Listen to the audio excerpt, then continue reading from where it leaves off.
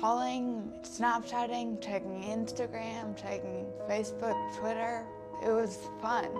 It was just things that we did. And no one got hurt until I did. I was a 3-star running back prospect out of Georgia, #1 in the county. The week that my accident actually happened, I was offered by Stanford. So I was like, oh, I'm gonna go to Stanford. Why me? No more football, no more this, no more that. The driver that hit us was pronounced dead at the scene. He was 16 years old. They say he was Snapchatting and driving.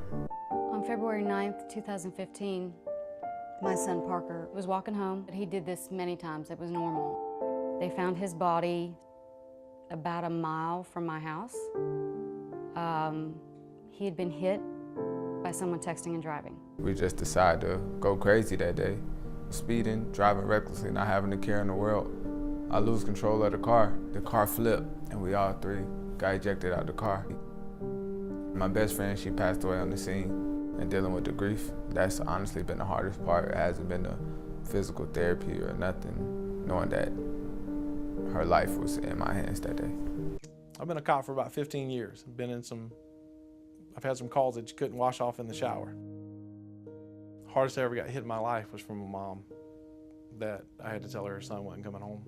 He was going up to meet with some friends in Athens, and he made the mistake to text while he was driving.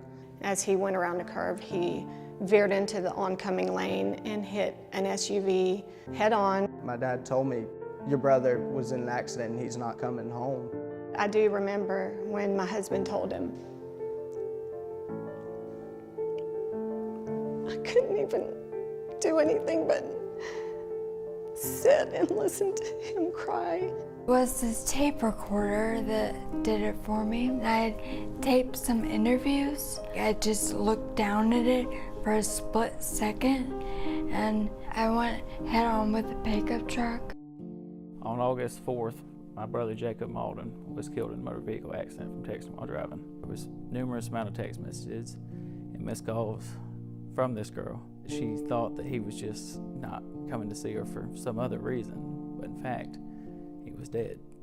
Don't think you're invincible. Don't think you have everything under control, because you don't. Texting and driving could change everything. You just think, oh, it's a little texting and driving, let me send this text.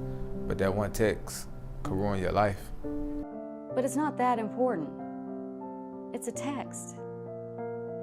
It's a conversation. You can have it in a minute. I'm hoping, letting people know what happened, that somebody says, wait a minute, maybe I can wait. Every time you hear that phone ring, or you even think about sending a text message, what the potential outcome could be. If you can't do it for yourself, then do it for your family, because you're not just affecting yourself when you're texting. And if there's somebody that I see doing it that I don't know, like, the most you can do is just pray for them. Just pray that they stop. You see what happened to me, it can happen to you too.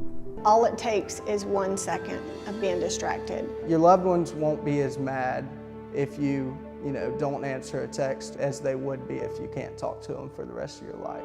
Everyone knows that until their friend or family gets in an accident like I did, and they still text and drive. Everyone knows, but they still do it. I'm just tired of it. I'm just ready for us to kind of back up a little bit. We can make a decision and reduce the number of fatalities and crashes. Distracted driving is preventable today, immediately. If I was paying attention to driving instead of the recorder, then I would never be in this situation. But I wanted to look down at it. I don't know why.